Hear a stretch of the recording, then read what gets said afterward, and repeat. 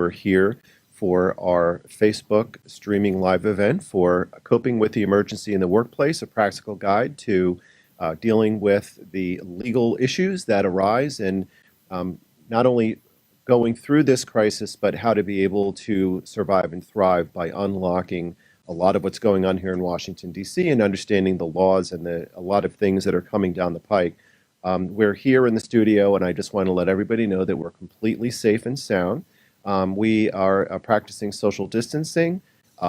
Everything here in the work environment is safe, and everybody is secure. So if anybody is concerned, no worries at all, and it's our pleasure to be here today. I'd like at this time to introduce you to my co-managing partner, Declan Leonard. Declan, how you doing today? I'm doing well, Seth. I tell you, I actually had to shave today for the first time this week. So, we're pulling out all the stops to make this happen today. We're here in the, I believe, Todd, these are germ-free the podcast studio here 100%.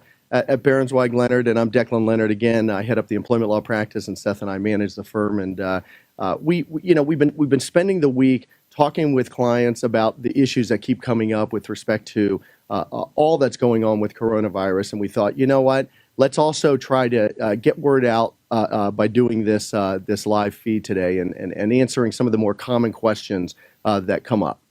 We're dealing with really a historic moment in our country, and as we speak, the House of Representatives is reviewing and will likely approve the largest single spending measure in the history of the Republic. It's going to have a really huge impact in addition to things that are already happening. So Declan, why don't we just kick right into it, and let me ask you an initial question kind of from a big picture perspective, because as we know and as we've made it clear, we're here to talk about American small business, what's going on from the perception of the companies, owners, executives, entrepreneurs, the people that are working in the company.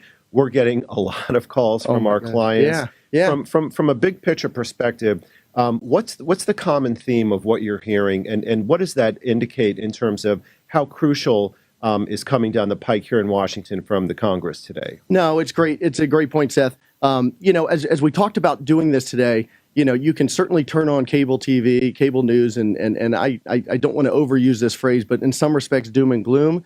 There's no doubt the coronavirus is, a clear and present danger. There's no doubt about that, and we're not making light of it. But there's also a world that needs to go on at some point, and there's a lot of businesses out there that are really working to keep things going, being very creative, and frankly, there's a lot of confusion out there.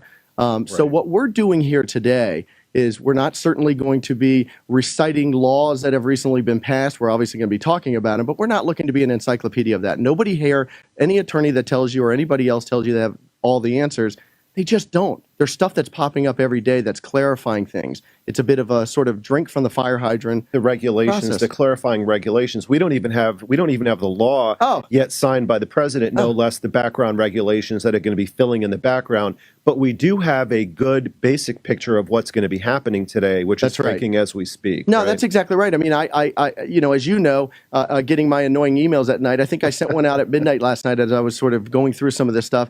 Sent one out at midnight last night on a very exciting topic of intermittent leave under the FMLA. So you can tell I have a very, very exciting life. Right. But anyways, yes. So the common things that we're seeing that companies are asking us about, they're basically saying, listen, there's two different types of scenarios. One, our clients are able to continue to operate, therefore continue to employ people.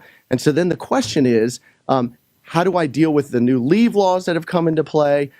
How do I deal with other issues, just keeping things afloat? And then the other aspect that we're dealing with is companies that they've received stop work orders, whether they're government contractors or in the commercial space, things just have completely shut down. And what do I then do with my employees? I want to do right by them, and I'm hoping that this is a temporary situation. So what do I do? Well, and it's interesting that you say that because just about every CEO that I've spoken to and every HR professional that I've spoken to during this crisis, the first thing that they talk about is not what can we do to preserve company capital. It's we need to take care of our people. We need to take care of our employees. And we know that when we come out of the other side of this crisis, that we're going to open our doors back up come hell or high water. And we want to let people know that we've got their back. So one of the things that I find interesting about what Congress is doing, literally as we speak on this historic day, is that they're setting up a plan and a new protocol where everybody's going to be, not everybody, but most everybody's going to be covered. Can you explain, before we go into the specific questions from our viewers, how Congress is significantly and dramatically changing everybody's lives from both the CEO and from the worker perspective so that everybody can get into survival mode, especially over the next 90 days? Yeah, it's interesting. I mean, we've had many years, and perhaps people would say many decades of government. People would call it maybe government dysfunction. But I think our discussion today is going to be a little bit more on the optimistic side, in as much as from what we're seeing, the government is actually being quite a nice partner to the private sector to try to come in and try to say, how do we deal with this? I mean, how do we Specifically for small stop the business. bleeding for Right. companies, employees, clients, everyone? How do we do this? And so it's really actually somewhat optimistic after coming off of the heels of so much dysfunction within, the government, that they are mobilizing, regardless of politics, they are mobilizing and they're coming up with a lot of like really, really good stuff. And so there's two sort of main categories we'll probably focus on today, maybe even three. One is the new leave laws that came in, and maybe just to catch people up, Sure. we'll talk. So there's two chunks. There's the chunk last week with regard to family and medical leave and some changes that are in that. And then the historic developments on the Hill as we speak here in Washington today in terms of layering on top of that and some new provisions for small business. Can you catch us up on what happened last week and how we're rolling into today? Yes, absolutely. So last week was largely focused on what I'll call the leave laws. You've got emergency sick leave, where every employer up to 499 employees, so anything 500 or above of an employee count in the United States is not going to be subject to what we're talking about here. But anyone basically from from 1 to 499 is going to be subject to what we're talking about here today. And it changes a lot of the laws, because many of the laws, as employment lawyers, we're dealing with things that only kick in at 15 employees, 20 employees, or 50 employees. New ball game now. We're totally new ballgame. And temporary. Yes. Because again, we're talking about just from here till the end of 2020. So what they did was they gave every employee 2 weeks of emergency sick leave if they want to take it. And there's a couple of different reasons. And again, there are technical categories on all this. I don't think we want to spend all of our time going through that, Right, we'll as stay much as big to say, picture. big picture. Sadly, if you actually test positive for coronavirus or COVID-19, you obviously get that sick leave. If there is somebody else that you're caring for that tests positive, you get that sick leave. The other thing is they call it sick leave, but if you're caring for a child whose school closed, and listen, I don't know if there's any schools open anymore, at least Right. from an in-person standpoint. Sure. That also qualifies you for the sick leave. So that's 2 weeks. It's capped at $200 a day. Unless you actually test positive, then it's $511 a day. And I only raise that because $200 a day, particularly in the Northern Virginia region, It's not much. and some of the others, it may not provide quite the stopgap that people need. Right. Then on top of that, there is what's called Expanded Emergency Family Medical Leave Act leave. And that gives an additional, it basically gives 12 weeks, but it's really 10 weeks of paid leave. So if you couple that with the 2 weeks of sick leave, you really have 12 weeks. Right. And that again is for covering sick leave, whether you are caring for somebody, or also if you have to just watch your kids because they are Right. off of school. Now, there's one important distinction here. You just laid out what happened last week, which is a huge deal, what I call the 2 and the 10 for the sick and for the family and medical leave. But those are for operating businesses with working employees. Yep. We are now getting into a situation, increasingly by the day, and hopefully it'll be temporary, where companies are looking for and are being forced into a stoppage of work, a temporary closure, and furlough. Help us understand, when you're in that kind of a situation or about to step into that situation next week, does leave apply, or does a different analysis layer on top of that? It's a great point, and it's something that has caused, as A I've lot been of on confusion. the phone, sort of day in and day and out for the last four days. It's something that's caused a lot of confusion because the sick leave laws passed first. Our firm got word out. A lot of other companies got word out to the public and to companies and to employees that this sick leave was out there, and it sort of dominated everyone's view. But you're absolutely right. If the company is not operating, then the sick leave laws kind of go by the wayside. Exactly. I mean, expressly by the statute, it's only comes into play is if the company can employ you, but you, as you're working remotely, because most workplaces have gone remote, you can't, for whatever reason, such as caring for kids or caring for sick people, or you yourself are sick. That's the only time it comes into play on the sick leave laws. If you are shutting down operations, you're not out of luck, though. And I've been talking to so many companies, who This is come a in. really critical distinction that you're getting into here. And I Yes. didn't mean to interrupt you, but just Yep. for 5 seconds, I have a lot of, and I know what you're going to say, and that what you're about to say is crucial. A lot of my CEO, CFO clients are saying, okay, we're shutting down. I'm going to put them on sick leave for a couple of weeks, and then I'm going to, no, it's not leave. At that point, these new provisions that are going to be confirmed into place are going to be kicking in after the president signs the law, hopefully today. What's the new protocol? Yeah, no, that's great. And just to touch on what you said, clients are coming in saying, what can I do for my employees? We no longer have any work. I want to pay them their PTO. I want to do all this stuff. We're temporarily shutting down. That's all great. And I believe the hearts are in the right place. But I think what they're doing in some respects is companies need to be in survival mode a little bit more. And when I talked earlier about the government partnering with the private sector, the new unemployment laws that are going to, come into play as a result of what's hopefully being signed today, all of this stuff will go into effect next week on April 1st, both Right. the sick leave we talked about before, Just right plus around the this corner. new stuff. Right. The new unemployment laws are going to be incredibly robust. I mean, unemployment up until this time frame has, I think, in some respects, been viewed as okay. Been a little underwhelming. It's been that's a great Yeah. phrase. Yeah, that's Yeah. a great word for it, which is like, it gives you a portion. I think what it does is it usually gives you, just a small, not a small, but let's just say a middle part portion Right. of your salary. And so most people really try to get off of it as quick as they can and get a new job. What's happening now is and by the way, unemployment is state by state. So every state does their own unemployment. Sure. So they all vary by it.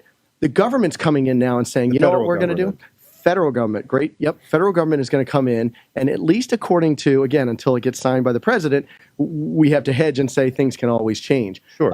But right now, what they're looking to do is the federal government's looking to add $600 each week On top of whatever state benefits that somebody would otherwise qualify for.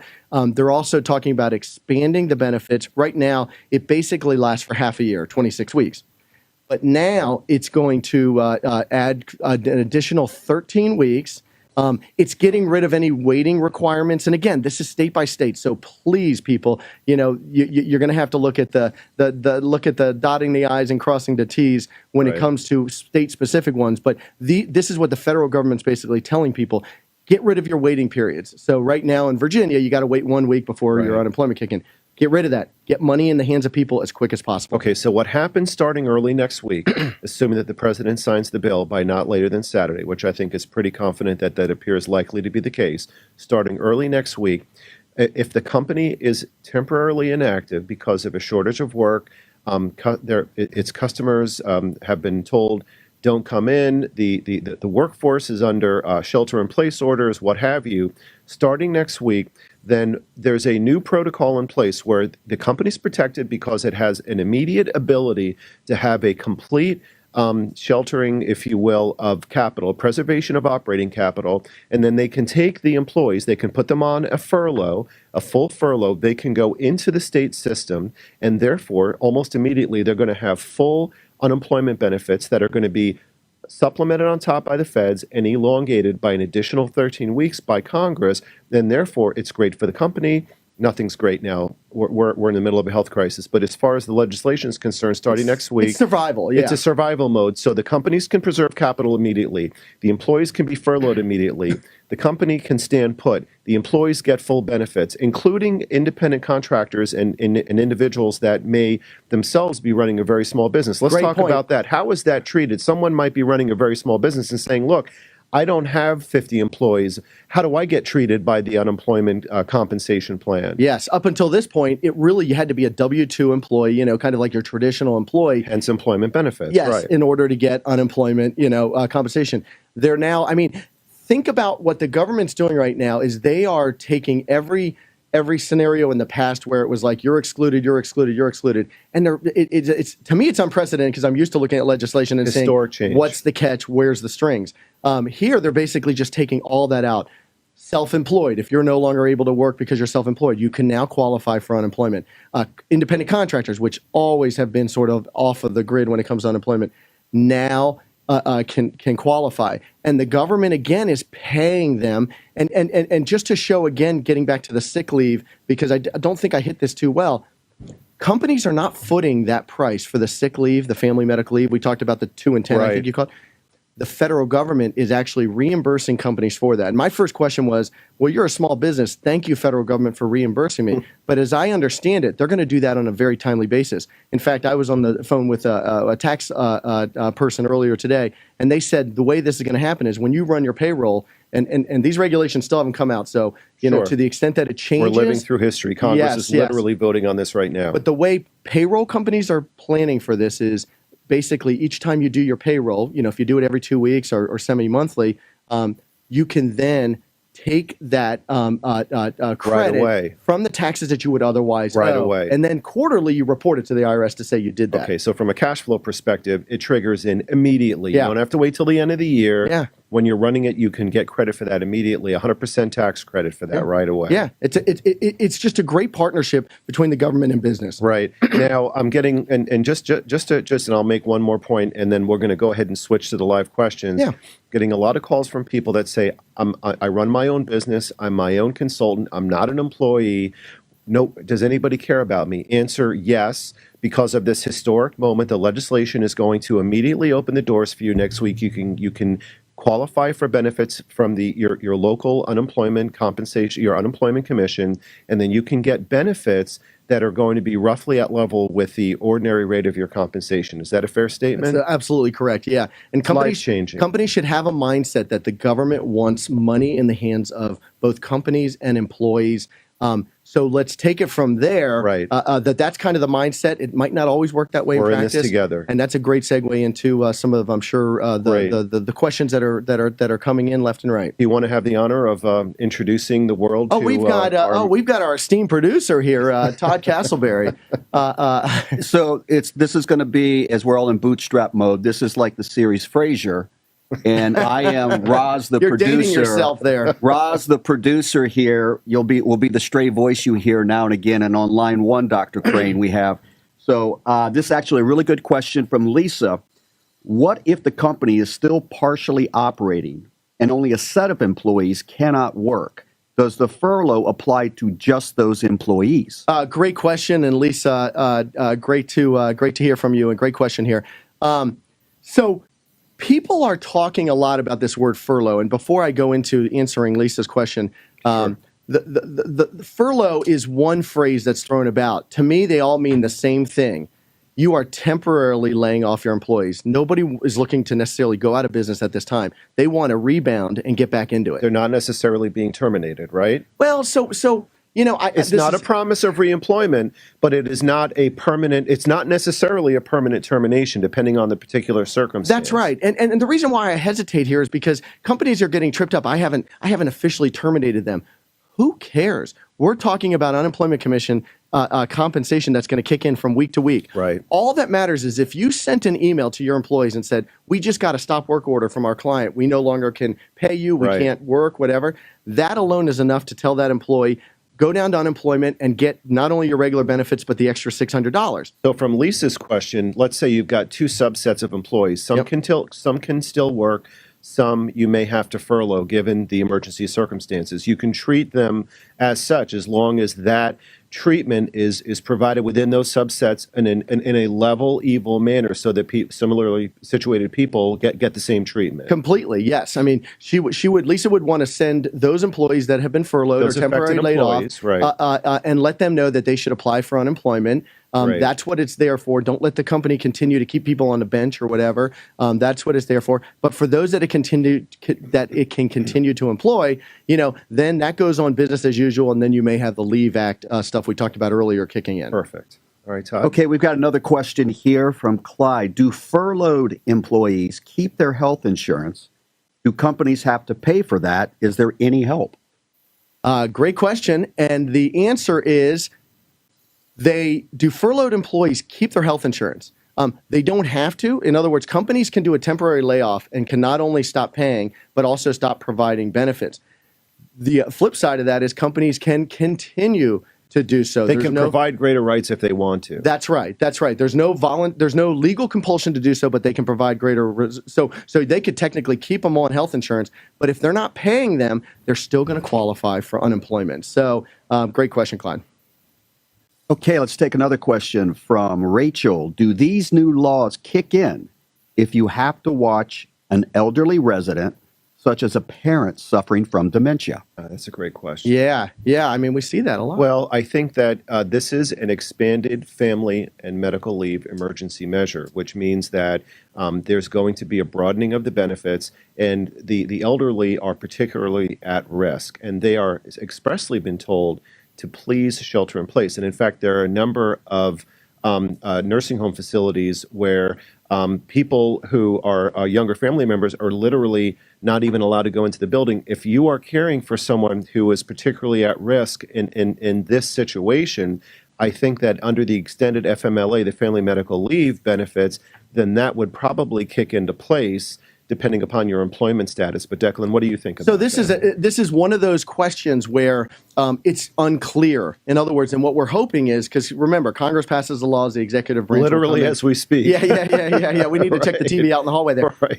But the regulations haven't kicked in yet. So as it stands right now, it only covers caring for kids. Like so I would think for dementia, sometimes you have adult homes where, dementia care, and if that closed down because of the coronavirus and they come home, right now you're only caring for kids. But as you noted, maybe you look at something different, not just caring for them because the care facility shut down, Right. but they may be subject to a separate quarantine order because of who they are and their particular vulnerability. So Exactly. And that's where you see that this is such a fluid emergency national situation that people are literally going to have to make some calls on the fly. And the new provisions of the FMLA coverage are often triggered into place where you have a shelter in place or a quarantine order. If you're there to take care of your parent, I wouldn't be surprised when the agency comes out in the next week or two with clarification that they're going to amplify that point. yeah, and just to be clear, the question mentioned dementia, so that's unrelated to Sure. coronavirus. If a parent, or frankly any individual, if you're caring for an individual that is suffering from the effects of coronavirus, You're still subject to the FMLA. then you're fine, and then that does qualify. So that's a different Right. one. But if it's Sure. dementia, non-corona virus related, then it's kind of an open issue, and it's actually a gap with the aging population that probably is going to need to be, if it Clarified. doesn't otherwise become clear, they may have Right. to amend and make sure that they swoop them into it. And again, I think the government at this stage has the mindset of swooping as much people in as possible. As quickly as possible. All right. Okay, Ramona, her question is, what do we need from employees to prove they qualify for the additional sick pay or FMLA requirements? Yeah. I'll do it take a up, yeah. start on that. I think Your that, name's first on the door, so go ahead. well, I thought it was a tie. On the one hand, HR departments and companies need to ask the employees for verification, verifying information, because you need materials in the employment files for tax purposes so that when you're getting tax credits and you're covering expenses over the next couple of months, the IRS is going to want to make sure that there's some simple documentation in place to make sure that the company's taken appropriate steps to make sure that they have the basic documents coming in. But I think the company needs to also approach that with flexibility, because we have a situation where people are sheltering in place and they may not be able, for example, to get to their doctor. They may not be able to get something right away, and I think that there should be a degree of flexibility. But there are some things that can happen pretty quickly. If you have a quarantine order, that can certainly be provided to the company. So I think the answer is the company needs to do it, but they need to do it gradually. Declan, what do you Yeah, think? I think that's exactly right, Seth. I mean, common sense has to rule here. I mean, as you noted, people are not always able to get to the doctor. Sometimes if you are not one of the, considered vulnerable in some ways in terms of elderly or having special medical circumstances, if you test positive, or if you think you actually have it and maybe even you're not even tested, you're going to be at home. You're not being asked to come to the doctor's office.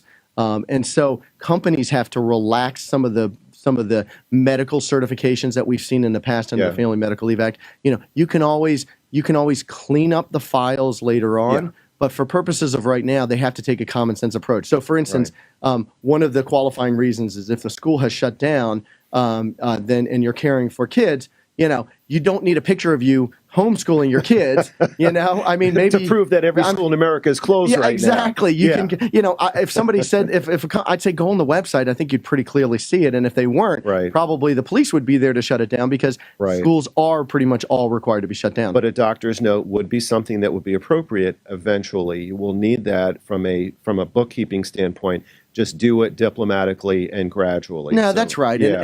And I think also, companies have raised this issue, well, how do I know for sure somebody's doing X, Y, and Z? And here's my response back to them. The monetary benefits that are being provided under the leave laws, and I mentioned them before, they cap out at $200 a day, and they cap out at certain time limits, unless you have coronavirus, in which case it's $511 a day. But $200 a day is I don't want to minimize that or poo-poo it, but that's not a huge amount of money for a lot, particularly in the Northern Virginia, Washington, D.C. region. I just don't think the incentive is there. So in other words, and I think you're raising an important point, some CEOs are calling us, some companies are calling us and worrying about that distinction and the drag on payroll. As we're all in this together, it's important to keep in mind, if an individual gets furloughed, it's in their financial incentive for the next 90 days to go on state-based unemployment because they are going to get this historically immediately heightened benefit as to the increase in the amount that's going to be backstopped by the feds, as well as the elongated period, rather than going through what they would traditionally deal with. And then that's part of the new partnership where the CEO or management can put that person on furlough, and they are going to immediately, starting next week, get those heightened benefits. So therefore, I think that that's a distinction that's going to be very, very helpful for companies from an HR and from a basic operational standpoint starting next week as they guide through this crisis. Yeah, the leave laws have dominated the conversation to date because they were passed first. Right. We're here to say, look at those. That's fine. Also look at, unemployment. Keep in mind, you don't have to be completely unemployed to get unemployment. If you get knocked back 25%, 50% of your schedule, Then you're underemployed. You're underemployed. You go down to the unemployment office and you get the underemployment.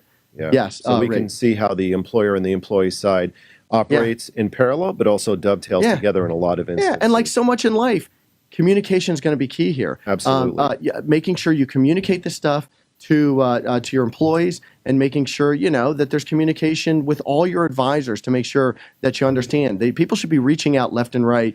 We need to band together at this time, I think, is the most important Before thing. we go back to Todd, I would also point out that there's going to be a lot of legislative activity later today and even through the weekend, and a lot of regs getting teed up next week. We will be back next week, back on Facebook Live to talk about that. So I just want to let people know that if we don't get to everybody's questions, we will be back next week. But that having been said, Todd, why don't we? And probably completely contradicting everything you've said today. I have one It's a question. very fluid situation. Before we go to Todd, I just want to know: are you going to shave? Next week we'll see. Yeah, All we'll right. see. Well, we'll play I it mean- by ear. Okay, Todd. I might shower. How about Todd did shave, by the way. No one's going to be able Yeah, to see yeah. that. but- This is true. It felt a little odd. They said he's got the face for radio, so this works out perfect for Todd.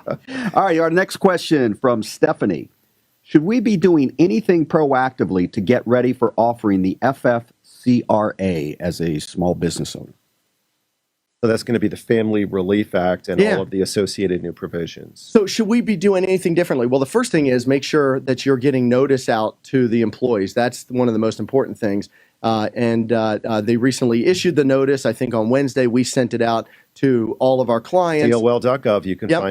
find it right there. Yeah, so that's the most important thing. It kind of bootstraps on what I just said, communication, which Right. is sort of a common sense thing in life that we all sort of fall down at a lot. But Right. but communication is going to be key. And I've had some clients say, well, we're all remote. I mean, pretty much everyone's remote. So if I Yeah. post it, if a tree falls in the forest, who's going to see it? Right. So what I think the Department of Labor is saying is, look, you can email it out to everybody, just so that they know about it. I think it's also interesting to note that when you take a look at the new DOL guidance on the Q&As that they sent out as recently as yesterday, in a lot of situations where they're talking about things like, can I use emergency medical leave intermittently and things like that? And then the short answer is yes, but work with your company to make sure that everybody's in agreement. Every single time that the Department of Labor is coming in. They're saying that the employer and the employees are encouraged to work together to come up with solutions. And I think that that's going to be key. So, especially next week, and if we know that there are things that are going to be changing next week as well, the HR folks should start thinking, what's some messaging that I should be putting together to get out to the company on Monday, Yes. so that when the new law comes into place, literally within the next day or two, how are we going to get this teed up, and how are we going to be able to manage the messaging and the expectations to our workforce? Yeah, and the good news about this is the government also realizes that not only are they not totally getting it right off the bat, Sure. there's a lot of confusion about what applies where or whatever. Backfilling. They recognize that employers are going to be doubly, penalized there because, they're trying to learn all this, they're trying to glean all the information, and so they've actually put a grace period in place. I think it goes to April 17th, but it could go even longer. Yeah. That basically says, look, do the best you can. We're not going to penalize anybody for the first 2 or 3 weeks. But that's only if you're acting in good faith and really trying to get up. You can't put your head in the sand and say, hey, I didn't. It's a lot to take in, which is why we're here and why we're going to continue to do this next week, because this is just like trying to drink from a fire hydrant. No doubt, no doubt. All right, Todd. Okay, Jeffrey, his question is, FFCRA refers to whether employees are able to telework. If an employee could telework but chooses not to, what applies? Great question. Do you want to take that one? So in other words, if an employee could telework but chooses not to, in other words, doesn't come into the office but just chooses. Not to do work that's available to be done on a. So then that person is voluntarily deciding Yeah. not to work. If absent an exception, such as having to care for a child, fitting under one of the exceptions with respect to the 2 and 10 rule for the sick leave, which this scenario is not that, or the family leave, if that's not going to be applied to that individual and they're voluntarily not working, then they're an inactive employee. Yeah, I think that's right. I mean, I think implicit in all of these laws is that everybody is going to do their part as best they can to make things run and continue. Keep the lights on. Yeah, so companies are saying telework. If you Right. can't telework because of one of the things you just mentioned, one of the exemptions Exemptions. under the recent leave laws, then that's fine. We have a safety net for you there. But if somebody just says, you know what, I just can't telework because I've never been able to work from home and I'm just not able to do that, but you don't otherwise have one of those other reasons to do so that are legally excusable, I think you're right. I think you're out of luck at that point. And I don't it's- think that's what the law is intended to help. Particularly if the company continues to reach out to the workforce and make sure that they have the technological backbone to be able to communicate in, but simply at a minimum, everybody certainly has their cell phone. So, Correct. all right, Todd, how we doing? Okay, this is from Jerome. His question is, do I have the ability to require my employees who have done some traveling shortly before the crisis to disclose their recent personal travel to us, including whether they visited any relatives that may have become sick? Very complicated and interesting question, because Yeah. if someone traveled a couple of weeks ago, they could be asymptomatic, they could be carrying the virus, maybe they went to a federal customer client site shortly before they get quarantined. The company has to be balancing a lot of difficult questions in a situation like that. Yeah, I mean, up until this point, up until this latest, epic situation we're dealing with, the instinct by companies has been, look, I can't pry too much into what my employees are doing, if they're traveling, what kind of health issues they have. I've got to be careful not to pry too much. And I think we're in a little bit of uncharted territories here because I think now employers have a responsibility that they have to balance of providing there's federal laws like OSHA that basically says you have to provide your employees with a safe workplace. And a safe workplace is not just physically like here we are at Barron's White Leonard's offices. It's a safe workplace meaning, look, if one of our employees was traveling to, a hot spot, we really do have the right to ask them about it. So yes, my position would be you've got the right to ask them about this and you can pry because it's part of your obligation to have a safe workplace. So you have two competing balancing interests there. You have personal privacy laws with regard to medical information. And on the other side, from the company's perspective, you have the OSHA-based workplace safety laws that require a safe workplace and environment. And I've seen even a situation where an executive was asking me the other day, can I take people's temperature, force them to allow me to take temperature before they're walking into the workplace. Like they do it kind of like an aerial thing or something. Yeah. yeah. And, that's obviously a very uncomfortable situation, but we're living in historic times, No, right? that's right. Yeah. I mean, luckily, many workplaces are able to work, are able to go telework, able to go remote. And so we don't Right. have that sort of, I mean, it's intrusive. I mean, we all have to admit that Yeah. it's intrusive, but Very. but we also got to make sure that people are not coming in, because again, this virus may not manifest itself into any symptoms. You never know who has it. They could be a carrier and then pass it along to somebody with vulnerability.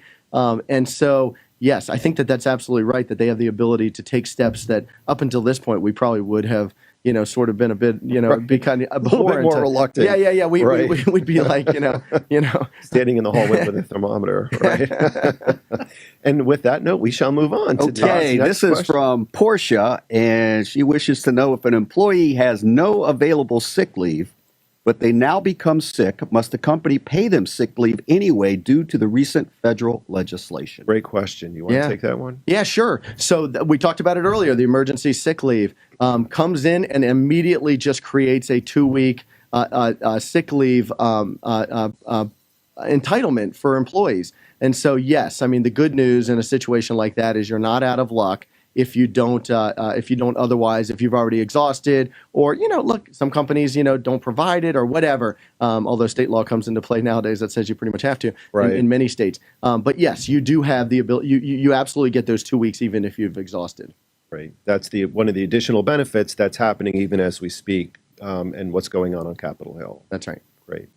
All right, Todd, next question. Okay, this is from Robert. Can the company require a sick employee to furnish a doctor's note to confirm that they have the coronavirus? Yeah, we talked about that a little bit. I Yes. think that the answer is probably yes, provided that there is a delicacy and a diplomacy applied where you have to realize that that person may not be able to make it to the doctor's office. The doctor's offices may be closed and taking remote phone calls. Eventually, yes. And you would need that from an accounting perspective to be able to document that for the Internal Revenue Service, for any associated expenses. But I think that also rolls into a related question that I think is important here. Let's remember, and let's kind of change the focus for a moment back to companies that are really hurting right now and are about to close. And let's say that on Monday, they are functionally shut down. Again, the company does not have an obligation to extend additional company-sponsored sick leave or company-sponsored family medical leave. If the company is inactive due to a temporary emergency crisis, the employees can be furloughed. They can be placed into the new extra federally turbocharged state-based unemployment compensation system. The employees are covered because they get those heightened and elongated benefits, and the company's protected because they can preserve crucial capital.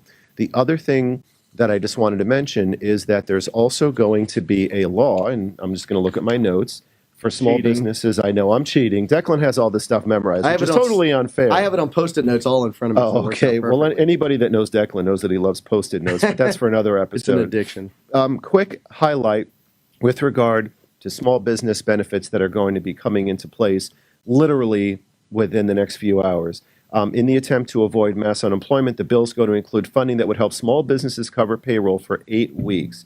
It's going to be referred to as the Paycheck Protection Program. Small businesses can receive up to $10 million each to cover payroll, rent, and utilities. The bill aims to cover 8 weeks of those costs.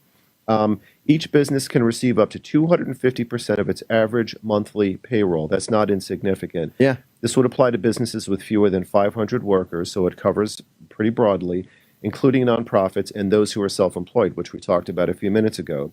The money would initially be extended as a loan, but the loan will be forgiven and become a grant completely if the company uses the loan solely for payroll, rent, and/or utilities. It's a huge historic benefit. Yeah, that's right. We've talked a lot And it's going about to be effective through June 30th.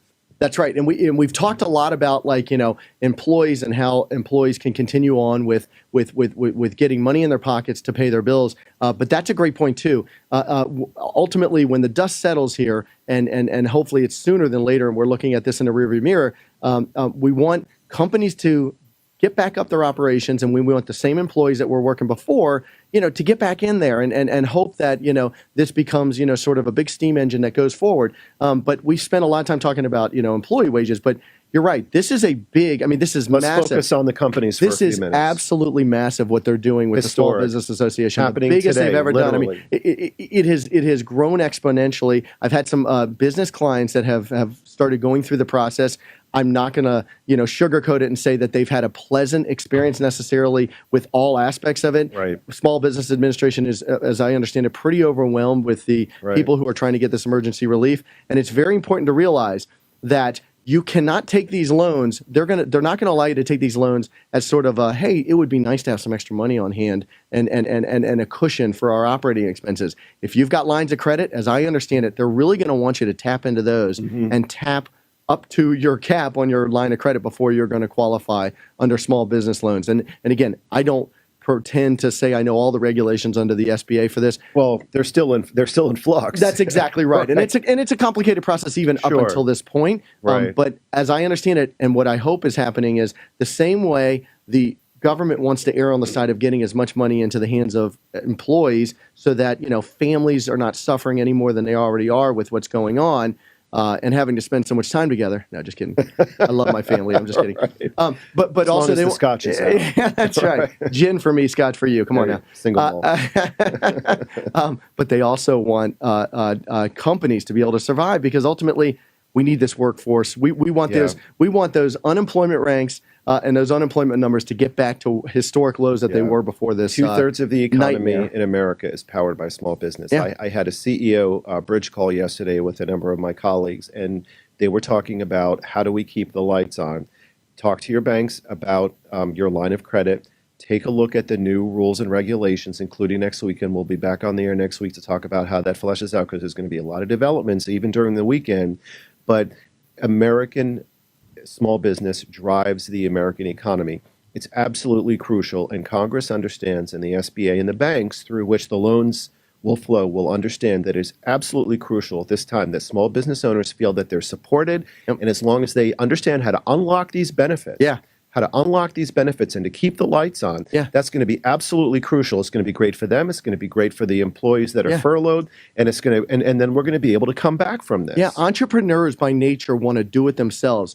They want to be self-survivors. This is not a time. This is a time that you've got to sort of get rid of that mentality or that instinct That I can and do it on say, my own. Yes, and their first instinct is not to look to the government. This is one time where they really should be doing that. Whether it's Right. getting their small business loan, but also making sure that they're just not using whatever limited capital they have left when they have no operations to provide wages for their employees when there's no work to be done, because the government can come in and do that at this crazy and unprecedented. It's not time. their fault. The government is instructing people, stop work, close your doors, go home, don't go out unless it's essential. And this is the time that the small business executives, employees and executives and owners alike are going to get some much needed help. And it's going to be fully triggering next week. It's going to be dramatic. It's going to be historic. It's going to be very helpful. And then we'll be back next week to Yeah. help unravel. I mean, in a further time of doom and details. gloom, there is some hope, and that's what A we lot wanted to of convey hope. today. So A let's lot of hope. let's keep running down these. These are good questions. These They are really great, are. Todd. Okay, Stephanie has a small business. They have 19 employees at the time. They already offer sick leave and have short-term disability.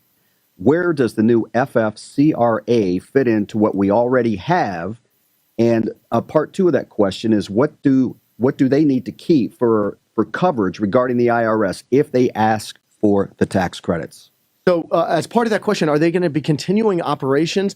Because short-term disability, is great, but Let's that talk should- both scenarios. Yeah, That's a that good really point. shouldn't come Let's into talk both play scenarios. here. Let's assume first that they're operational, and then let's assume that they are or will shortly be temporarily dormant because of the crisis. So how would that? Yeah, I mean, all of those benefits, I think they need to. And this gets back to what I said at the beginning. The heart's in the right place for companies. They're looking at their benefits and seeing They wanna take care of their people. What can I give? Yeah, but 100%. but short-term disability. First off, that's usually going to be insurance related anyway. So you have a lot of hoops to jump through to even qualify. So unless you have symptoms of the coronavirus or you have the coronavirus, And a lot of what we talked about today here, we're not assuming people have the coronavirus because Most people, thankfully, will not have the will not, or at coronavirus. least not will not have symptoms that Right. would render them unable to work remotely and things of Right. that nature. That's a separate issue, probably for a separate day, Right. because we're dealing with sort of the masses that that are not that going are to be symptomatic. Yeah, right. so you don't really have short-term disability, but if you have leave, but if you have no operations, you should be. If you have operations, you should be moving everybody towards temporary layoff, furlough, whatever we want to call it, and having them take advantage of what are quite good unemployment benefits. And we hope it's only for a few weeks or a few months, and then get back to work, and everyone does Right. So in other words, if this is a company that has or is about to, in whole or in part, shut down some of its operations temporarily, then you don't have to deplete corporate funds by paying the additional benefits. If the employee is currently inactive, they can be placed on furlough. They can get immediate full benefits through the state unemployment system. And then conditions dependent, they may be able to come back later. That way the employee's covered and the company's operating capital is preserved as much as possible. Companies should be, again, survival mode. I keep using that phrase, but you're going to have, even though people are working remotely, to the extent that you had a headquarters or offices, you're still going to have to pay your rent. And again, that's a different issue for a different day as to whether or not there's some Force forgiveness. majeure and act of God and all that stuff. That's another conversation. Yes, exactly. Yeah. Right. But you're still going to have all those other expenses. And I think companies, and I've been telling my clients this, you need to take an eye towards weathering the storm, but then you owe an obligation to your employees, not right now to make sure that they get paid if Right. they can go on unemployment. You owe them an obligation that as soon as this lifts, there's somewhat of an all clear that we're able to all go back to work. You should have positioned your company such Right. that all is ready to go. You haven't been evicted because you haven't paid your rent. Exactly. Focus on some of those Lean bills to into it. keep things going. Lean Yep. into it. Don't stand there and let the torrent hit you in the face. Yeah. Stand up and lean forward. Learn what the laws are providing. It's very difficult for people in ordinary American day-to-day Yeah. life that have a lot of other better things to do with their lives, including even, frankly, business owners, to read through 900 and somewhat pages of legislation. That's Yeah. what we're here for, to help break Yeah. it down. But at the end of the day, if people can lean forward, Yeah, communicate with the employees, communicate with your landlord, take a look at these loans. We will get through this together. I don't want This to. is becoming a Dr. Phil episode here. I don't know, man. This is good. I would ask Todd for a hug, but I need social distancing. Don't worry, Stay Todd. away. Stay away. And on that note, Todd, Okay, another really good question from Jeffrey. he does look good today. Any guidance on how small businesses applies for loans under Paycheck Protection Program? Must they go through a bank? Oh my gosh, I have to admit, maybe you know this. I don't know this one. So here's the short answer. The answer is probably yes. The rules are literally being written as we speak. The House of Representatives, which is right down the street from our studio here, is going to be voting on this any moment. The president will likely sign it today, not later than tomorrow. Then the rules and the regulations that are going to be backstopping those laws are going to be probably put in place next week. But it is most likely that the answer is yes, that what will happen is that small businesses are going to be encouraged to work directly with their regular commercial lender to have these new SBA loans through this program, which is going to be known as the Paycheck Protection Program, that they can get a loan of up to $10 million each to cover 8 weeks of all of your core operating expenses that we had lined up. So the answer is likely yes, and be ready to get that teed up on Monday because the bank's going to, unfortunately, the bank's probably going to be closed. As we found out the other day. I went to the bank to Yes. deposit some Yes. checks, and then I was welcomed by a COVID-19 notice Yes. on the door, and then I just said a few choice words and I left. Once again, proving that the managing partners are usually the most clueless in the firm. Of course, we always know things last, but No comment. no comment. Thank you, Todd. Todd's being diplomatic. But yes, you're going to be able to work through your local lender, and then you're going to be able to talk to them about that. Be patient. It's going to take a couple of days. The regs are literally being written as we speak, but help is on the way. There's going to be a turning of the corner, and it's literally going to be happening in a couple of days. And as these rules and regs come into place, we're going to be here, including next week, to help break those things down. Todd? Okay, this comes from Tia, who is in HR.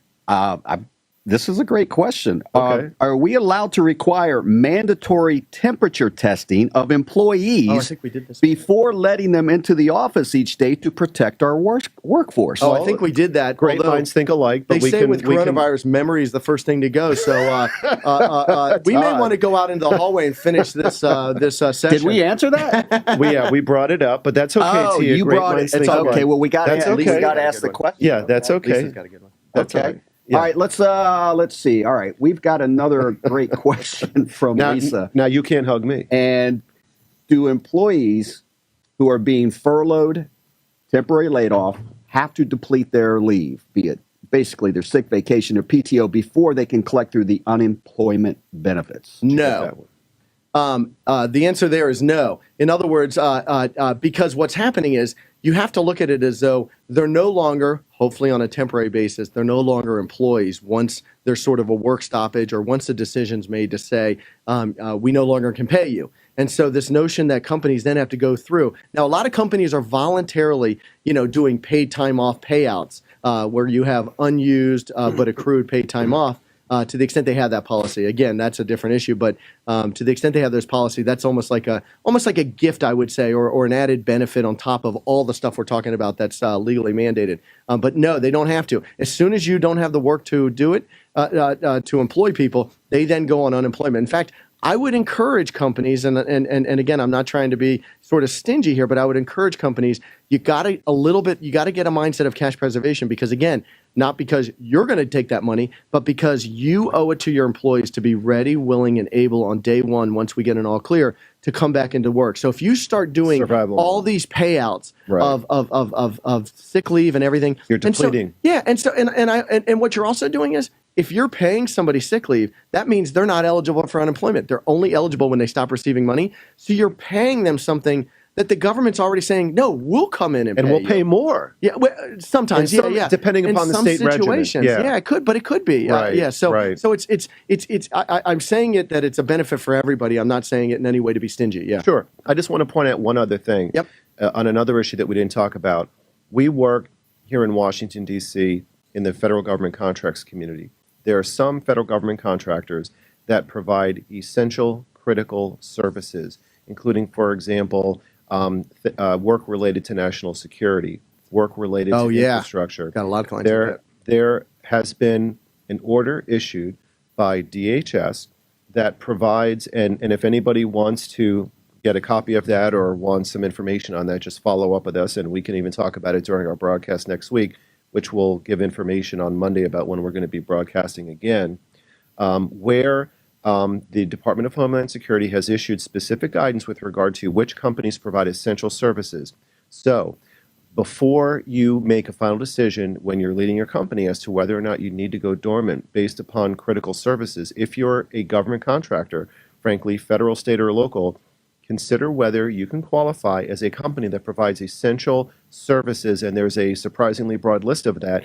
You may be able to keep the lights on and continue to keep your people working. So that's something to consider that falls into the background, especially in the federal space. And I'm hoping that the government, the same way they're taking the attitude that we want to pump money into keep people afloat, I'm hoping for many of our federal contracting clients that they take the same eye towards that, and that Right. they do everything they can. I mean, because it's very easy for the government to say, "Oh, stop work order," and we have sadly had some clients that have gotten at least partial or full stop work orders. Right. But I'm hoping to have that same mentality where they try to keep the lights on in the federal government and the contracting space too. And I would also just add before we give it back to Todd, and we've still got a few minutes left here, that Wow, time's companies do have some unique HR challenges with regard to remote employees and managing a remote employee workforce.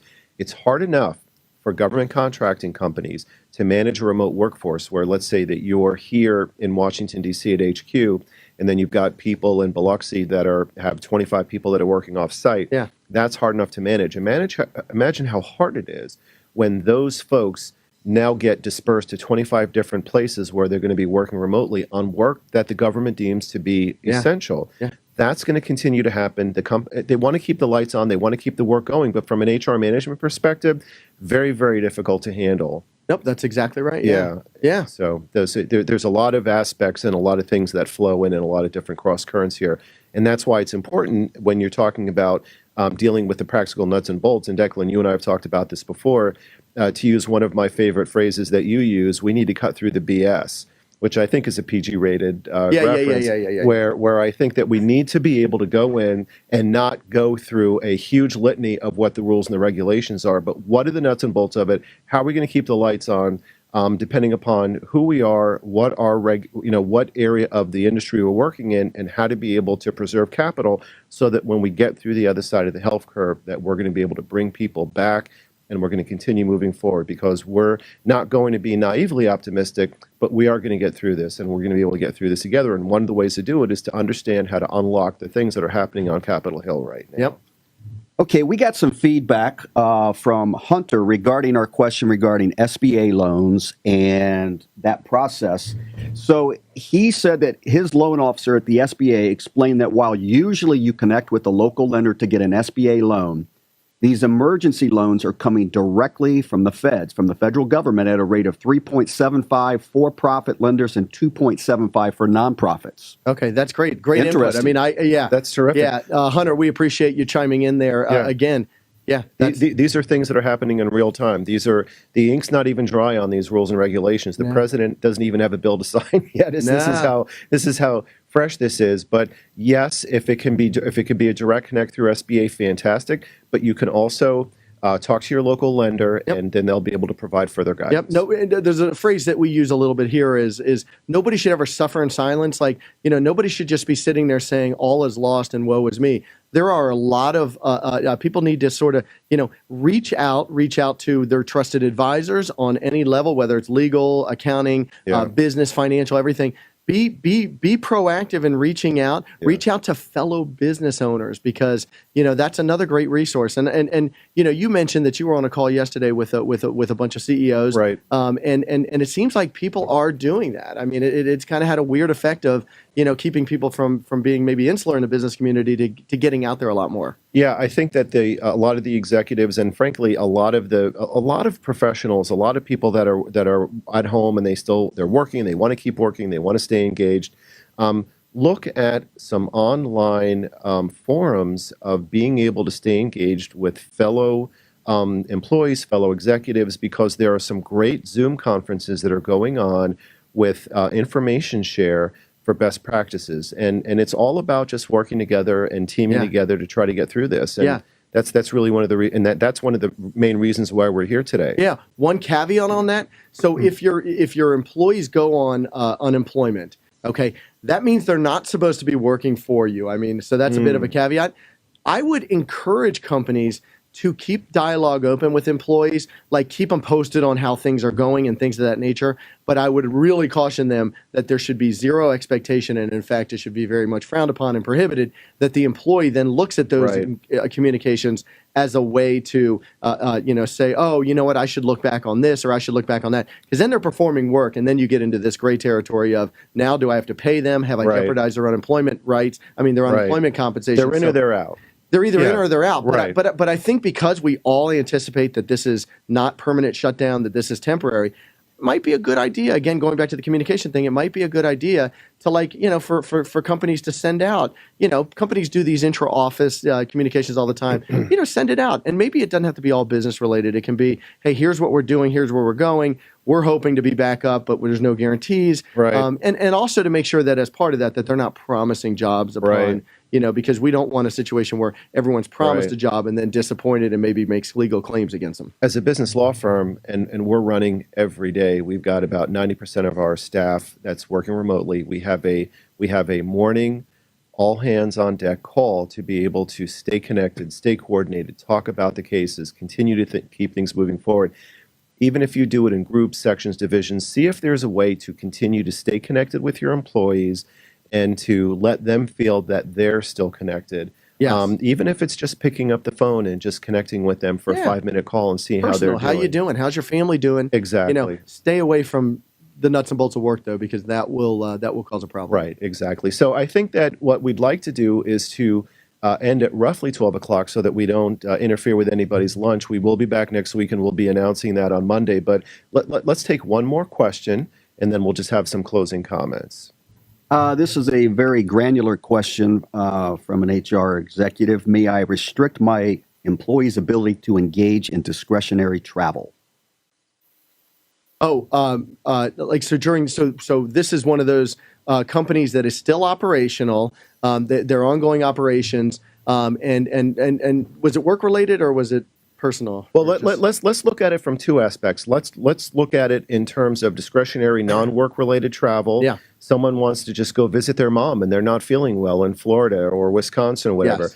And maybe work related travel where they are being told that they need to go on site. So then they're going to have to jump on an airplane. How do you deal with that situation? I mean, I think first off, there's two things for the second part. Companies can definitely restrict work-related travel, and I mean, I think that that's happening from a practical perspective, anyways. Unless you're, unless it's just so. I think that that's happening. In other words, I don't think there's a whole lot of work-related Right. traveling going on now. Nor do I think the flip side. So companies can say to employees, cancel work-related trips.